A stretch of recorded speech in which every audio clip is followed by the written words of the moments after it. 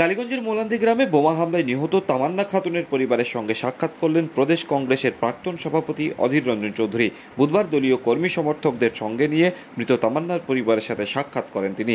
তামান্নার মৃত্যুতে শোক প্রকাশ করেন এবং তিনি তামান্নার পরিবারকে ভয় না পাওয়ার আর্জি জানান এবং পাশে থাকার আশ্বাস দেন। প্রয়োজনে তাদের বাড়িতে এসেও থাকবেন বলে তিনি জানান। পুলিশের ভূমিকা নিয়েও এদিন তিনি সমালোচনা করেন। অধীর চৌধুরীকে দেখতে ভিড় জমান এলাকার মানুষ। পুলিশ এদেরকে বাঁচানোর চেষ্টা করে, পুলিশ এদেরকে প্রশ্রয় দেয়, তাই এরা হিম্মত পায়, তাই তামান্না হয়, তাই যাদবপুর। দেখতে পাচ্ছেন চারদিকে কি অবস্থা। খুব আমরা আছি আপনার সঙ্গে, আমাদের এখানটায় যারা আছে আপনার লাগবে, কোনো কিছু লাগছে আমাকে, আমার যতটুকু আনসার ভাই আছে, যতটুকু আমাদের ক্ষমতা হবে আপনার নিষেধভাবে এই জায়গায় চলে আসবো।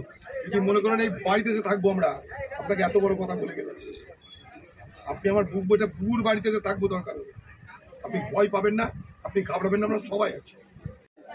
দেখুন এই গ্রামে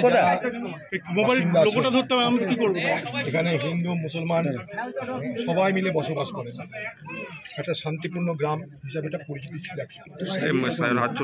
এখানটাই ধর্মপ্রাণ মানুষ আছেন, বয়োজ্যেষ্ঠ মানুষরা আছেন, বিবেক সম্পন্ন মানুষ আছেন, সবাই জানছে যে একটা বাচ্চা মেয়ে 9 বছর যা ক্লাস 4-এ পড়ে, একটা ফুটফুটে সুন্দর একটা বাচ্চা, তাকে এইভাবে নৃশংসভাবে খুন যারা করতে পারে তারা কখনো মানুষ হতে পারে না, তারপর শয়তান। এই গ্রামে সেসব শয়তানরা বসবাস করেছে।